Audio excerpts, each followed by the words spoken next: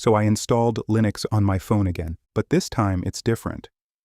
This is not running inside an emulator or remote desktop. Android is built on the Linux kernel, and we're taking advantage of that, which is why everything feels surprisingly fast.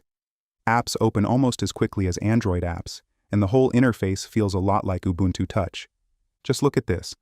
I'm running Blender on an old mid-range phone, and it's staying surprisingly smooth.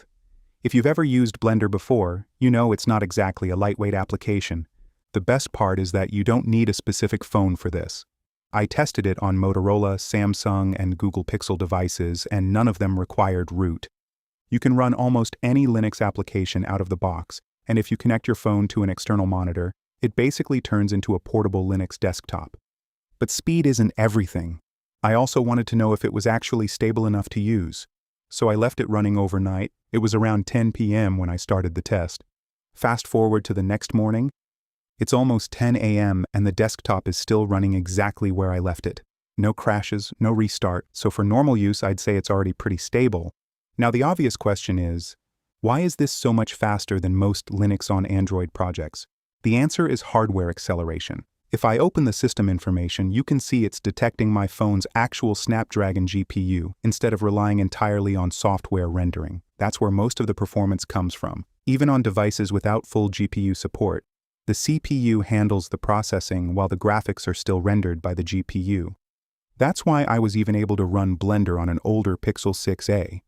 Let me show you what all of this actually is. This is an Android app I've been working on for the last few months. The entire project is open source, and seeing people already using it has been incredibly motivating.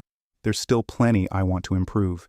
If you find this project useful and want to see more features added, the best way to support it is by subscribing to the channel.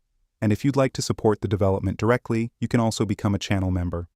Here's how it works. This is the home screen. From here, you can launch the Linux desktop with a single tap. If you want to install optional components like Firefox or the Debian environment, you can do that directly from here as well. And if all you need is a terminal, you can open that without launching the desktop.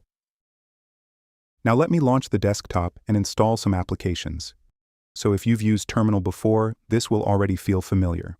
You can install software with normal commands like apt install or pkg install. For example, let's install GIMP. A few moments later, done. And just like that, GIMP is ready to use. But what if the application you want isn't available in default package manager? That's where the built-in Debian environment comes in. All you have to do is type start-debian. Now you're inside a full Debian user space. From here, you can install almost anything you normally would on Debian. Chromium, GIMP, or any ARM-based Debian package. And when you're finished, just type exit to return to XFCE terminal. If you ever forget what you've installed, simply run debian-apps.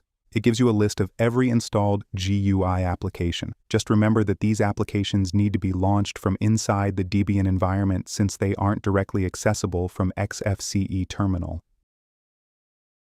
Now, if you want to try this yourself, it's really straightforward. Just open the GitHub repository linked in the description and download the app.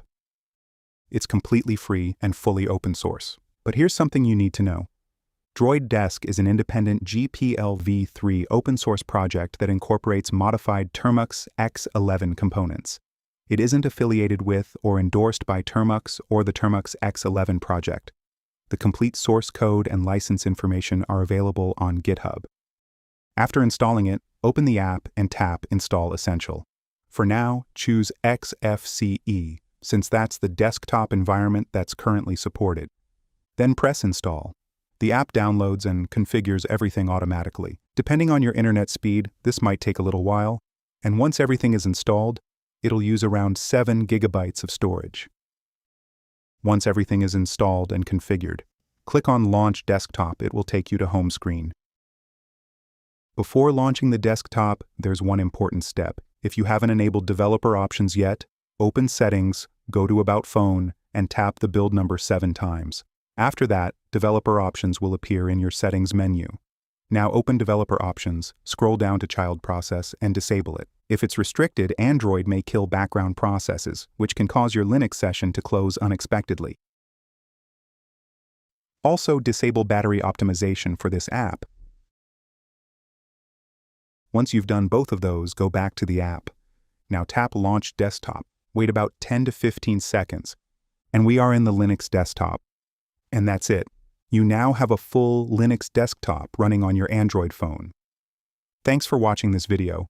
See you in the next one.